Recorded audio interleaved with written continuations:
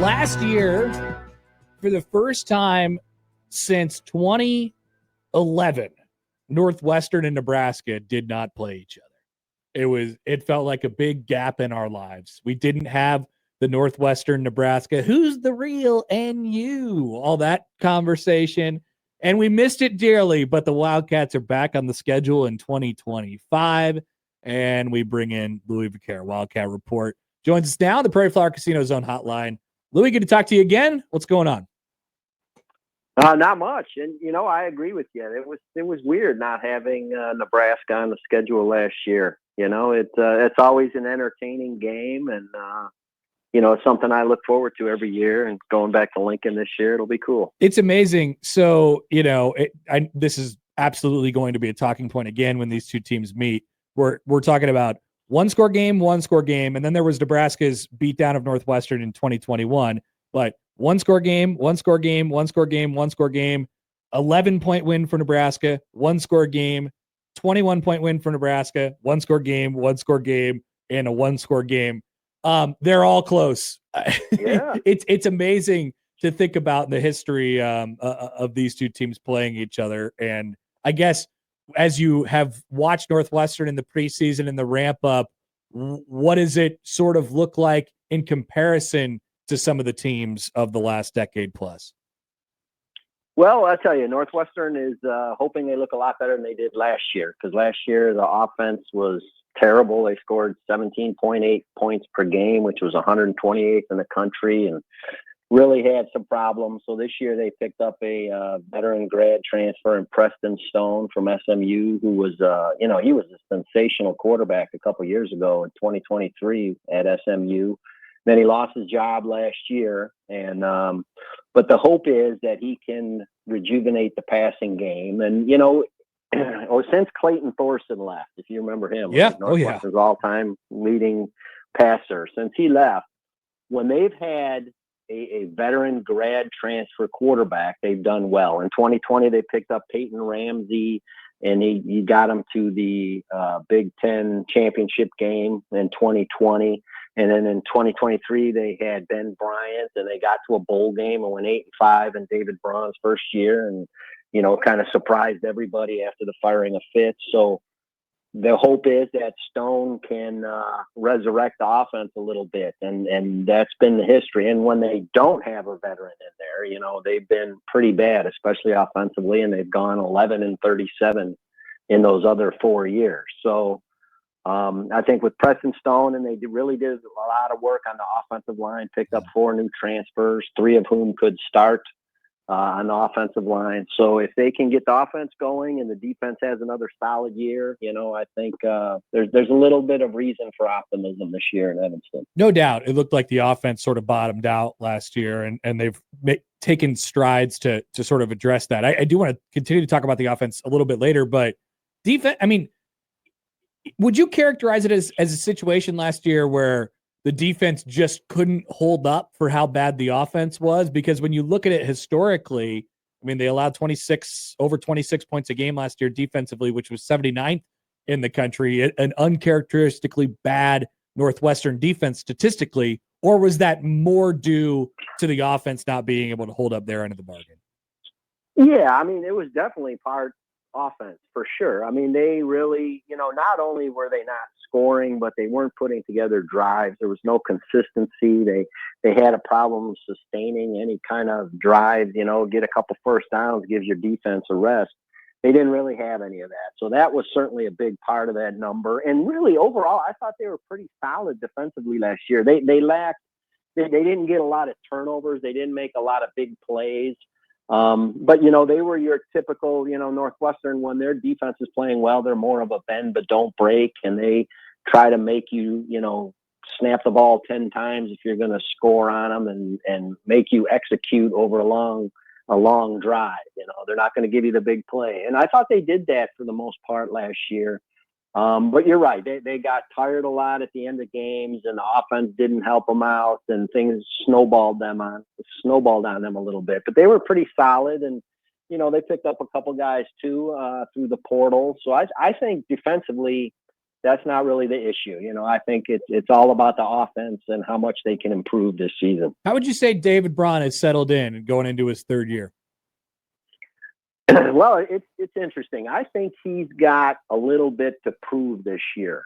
You know, I think, you know, he had that sensational year in 2023 and really kind of saved the program after the whole Fitz thing, you know, firing Fitz and the hazing scandal and everything. So he had a great year. And then last year they really took a step back. So, you know, he's got a new athletic director. So Mark Jackson isn't the guy that hired him. Next year, they're opening an $850 million stadium for them. You know, they don't want to put a bad product out there. And, you know, they kind of gave him, you know, they really had a lot of needs to address. And this year, Northwestern has picked up 14 transfers overall. Some of them have multiple years left, which is very rare. They got the quarterback they wanted. They got some offensive linemen. They plugged some holes on defense. So they really they gave him a lot of money, a big budget to play with, and they're in for the $20.5 million in revenue share. So they kind of gave him everything he wanted. So now I think it's, you know, we'll see if he can come through this year and show some improvement and build some momentum to take them into the new stadium and things like that. So I think, you know, I wouldn't say he's on the hot seat, but I think he's got something to prove this year, you know, that he's the guy to lead the program. And, you know, he's a great guy. And I think he's proven that the players love him. He's a player's coach and all that kind of stuff. Is he the guy to lead a program in this era of, you know, so many things are changing and all this uncertainty from year to year. I think he's got to prove that this year. Schedule's really, really tough. Oregon goes to Northwestern. Northwestern goes to Penn State. A trip to USC. Game against Michigan. Game against Minnesota at Wrigley. A trip to Illinois. But I do want to zone in on this first game here. How big is it for Northwestern to get out of the gates with a win on the road against Tulane, who's been one of the better Group of Five programs over the last couple of years in Week 1?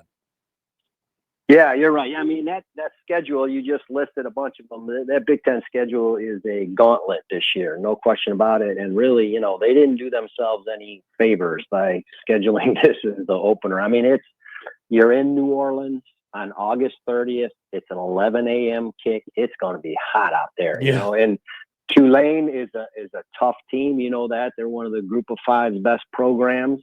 You know, they got some votes in the AP poll, and that's a heck of a program, and they'd love nothing more than to knock off a Big Ten team. So this is a big game for the program, and you're right. When you look at that Big Ten schedule, they can't afford to stumble in the non-conference. You know, they've got to get every win they can.